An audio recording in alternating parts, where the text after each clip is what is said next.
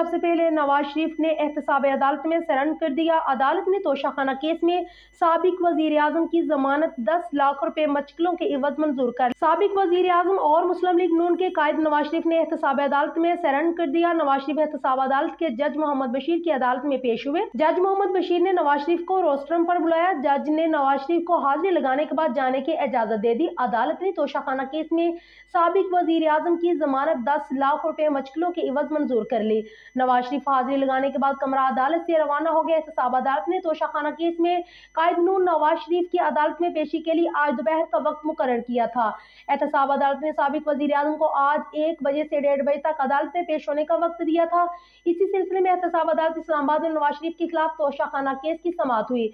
जज मोहम्मद बशीर ने केस की समाअत की। केस की समाअत शुरू हुई तो नवाज शरीफ के वकील ने अदालत से इस्तदा की है कि हमें वक्त दिया जाए, इस वक्त तक अदालत बाकी रूटीन के केसेस सुन ले, जिस पर जज मोहम्मद बशीर ने नवाज शरीफ को पेश होने के लिए 1 से 1:30 बजे का वक्त दे दिया और समाअत में वक्फा कर दिया गया। बताया गया है कि समाअत में शिरकत के लिए मुस्लिम लीग नून की जानिब से उनके वकला और रहनुमा सेनेटर अफानुल्लाह और नहाल हाशमी समेत दीगर एहतसाब अदालत में पहुंचे। इस मौका पर एहतसाब अदालत के बाद इस्लामाबाद पुलिस ने सिक्योरिटी के इंतहाई सख्त इंतजाम किए।